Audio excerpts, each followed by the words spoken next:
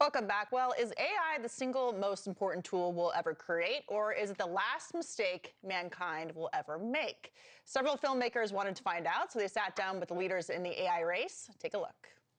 So I started making this movie because my wife is 6 months pregnant. Is now a terrible time to have a kid. I mean, I'll just be honest. I know people who work on AI risk who don't expect their children to make it to high school. It feels like I have to find these CEOs and get them in the movie. Great. I want to ask you to promise me that this is going to go well. That is impossible. This is the last mistake we'll ever get to make. Charlie Tyrell is the co-director of the AI doc and joins us now. Charlie, thanks so much for being here. So what about that debate? Is AI something we could use to fix big problems in the world, cure diseases, environmental issues, or is it going to be the last mistake that humans ever make? Or is there something in between? I mean, we'll find out.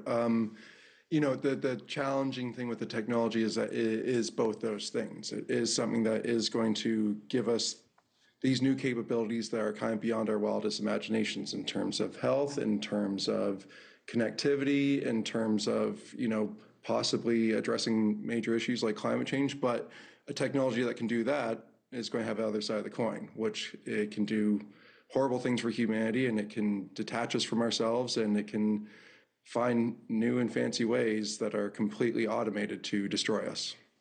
That's the thing that I think about the most. Of course, we think about job loss and all that kind of stuff, but the humanity aspect of this, do you think that the AI race is going to take away the option for us to do things like choose our own destiny? I think it might, and I think that if you compare it to social media these days, when it first started, it was one thing that I felt a lot more connected from it personally. I was a digital native, and you know, grew up around the time with social media, and now it definitely feels a little bit more disempowering than it does empowering. And people are trying to course correct that. And when it comes to the AI issue, we're still right at that shift to adopting this technology and adopting automation on a mass scale. So now's the time for us to engage with us, use our agency to speak up and hopefully move the needle even just a little bit, so that it is serving us and serving our morals and values rather than, you know, what do you mean by that, being able to move the needle? I mean, what do you think has to be done to ensure that this is for good and not for bad?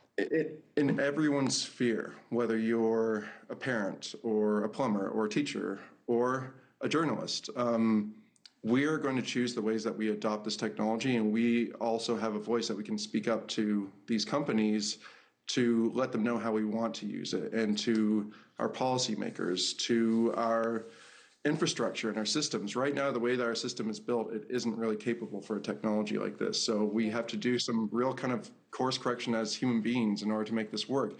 And it doesn't seem too great or too plausible, but to give up hope is to lie down and die. No, we can't give up hope. No, we can't do that. Yeah, and also, of course, and the this is coming companies from too. like a deep-rooted cynic as well, who usually, you know, doesn't really buy these messages of hope and these messages of banding together. But humans have done it before, and we can do it with this. So there's no reason not to try. Yeah, and the big question too is, even if humans push back on these big companies, will the companies listen to them, or will they decide they're going to go around and do things that and not listen to what those people have to say? You mentioned that you're a digital native. You grew up in the age of social media. You were expecting a child during the production of this story. What are your concerns for the next generation? There you go. Looks like a pretty cute little kid drawing that for you. Yeah, AI did not make that. But what are your concerns? My concerns, honestly, Katie, right now, to speak personally, I could speculate about what kind of world he's going to grow up in. We do some of that with the film through my co-director, Daniel, and his kid. We both had kids the same week. My biggest concern right now is I don't know how to guide him and how to give him the strength and the tools he needs to face this unknown future. This future that we're moving into is so... I worry that's going to be so foreign to me, and that there's not going to be enough points of reference that I can have to be his parent. So it's just this anxiety of the big unknown.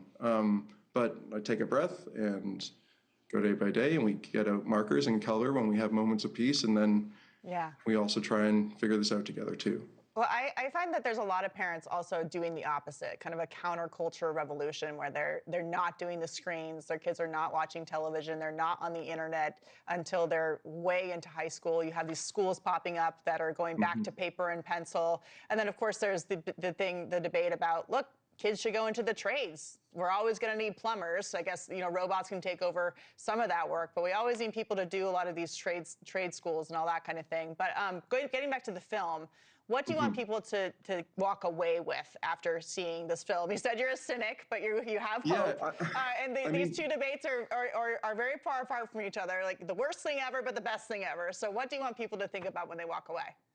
I'm going to take the cop-out answer and say that the film is quite subjective. Some people have seen the film and thought it's an AI booster film. Some people have seen the film and thought it's an AI doomer film. Interesting. That interpretation is going to be up to the viewer, but the main thing that I hope people do with the film is start the conversation in their own spheres. If you go to the theater, I've been fortunate to screen it a few times with audiences, and I find that when the credits roll, people are talking to everyone around them, and whether they're people that they came with or strangers. So the film is a conversation starter, and as a filmmaker involved with this team, that would be kind of the best goal that I could lay out, is that it just seems like a good promotion of humanity if people are talking to each other in the movie theater afterwards. So, go to a dark theater with a bunch of strangers. Exactly. And then all hang out That's great news. We're grateful that you came on, Charlie, to talk to us about this tonight. The AI doc is in theaters now, and I look forward to seeing it. And I'm going to go on the positive side. Thanks for joining us tonight. Yeah. Thank you, Katie. Good to see you. Thank you for watching. Subscribe below and download our NewsNation app right now on your phone, and you will get fact-based, unbiased news for all Americans.